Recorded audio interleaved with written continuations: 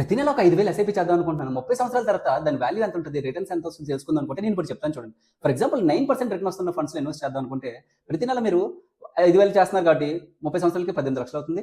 Return వచ్చి 74 లాక్స్ అవుతుంది. And total corpus వచ్చి 92 లాక్స్ అవుతుంది. అంటే టోటల్ వాల్యూ 18 + 74. అండ్ ఇది రియల్ వాల్యూ అనుకుంటే కాదు. ఎందుకంటే ఇన్ఫ్లేషన్ అనేది మనకు ఉంటది. ధరల పెరుగుదల అంటూ ఉంటాయి కాబట్టి 5% కన్సిడర్ చేసుకుంటే నాకు 3 లాక్స్ వస్తుంది రిటర్న్. అండ్ టోటల్ కార్పస్ చూసుకుంటే 18 + 3 లాక్స్ మొత్తం 21 లాక్స్ అవుతుందన్నమాట. ఫర్ ఎగ్జాంపుల్ 8% రిటర్న్ వస్తున్న ఫండ్స్‌లో చూసుకుంటే అంటే డెట్ ఫండ్స్ వాటిలో చూసుకుంటే నాకు 18 లాక్స్ అనేది ఇనిషియల్ ఇన్వెస్ట్మెంట్ అవుతుంది. రిటర్న్ వచ్చి 57 లాక్స్ అవుతుందన్నమాట. అండ్ టోటల్ కార్పస్ ఎంత అవుతుంది నాకు 18 + 57 75 లాక్స్ అవుతుంది. అదే నేను 5% ఇన్ఫ్లేషన్ అడ్జస్ట్ చేసుకుంటే నాకు 64,000 అనేది లాస్ వస్తుంది. అండ్ టోటల్‌గా నాకు 17,36,000 అనేది నాకు ఇన్వెస్ట్మెంట్ ప్లస్ ఏదైతే లాస్ నాకు వస్తుందో అది చూస్తున్నాను. ఈ లాస్ 8% రిటర్న్ వస్తున్నా సరే లాస్ ఎంత అవుతుందంటే ఇన్ఫ్లేషన్ అనేది ఏదైతే ఉందో దాన్ని బీట్ చేయట్లేదు అన్నమాట అది.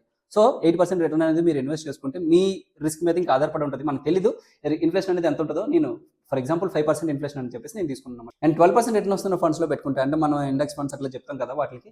సో 80 లాక్స్ అనేది ఇనిషియల్ ఇన్వెస్ట్మెంట్ అవుతుంది. 1.58 క్రోర్స్ అనేది మనకి రిటర్న్స్ 5% ఇన్ఫ్లేషన్ కన్సిడర్ చేసుకుంటే 22 లాక్స్ అవుతుందన్నమాట. అండ్ టోటల్ వాల్యూ చూసుకుంటే నాకు ఏదైతే ఇన్ఫ్లేషన్ తర్వాత 18 లాక్స్ + 22 చూసుకుంటే 40 లాక్స్ వస్తుందన్నమాట. ఈ రిస్క్ ఫ్యాక్టర్ బట్టి మీరు ఇన్వెస్ట్మెంట్ అనేది చేసుకోండి. దాన్ని బట్టి మీకు రిటర్న్స్ కూడా వస్తుంది. ఇన్ఫ్లేషన్ కూడా మీరు క్యాలిక్యులేట్ చేసుకోండి.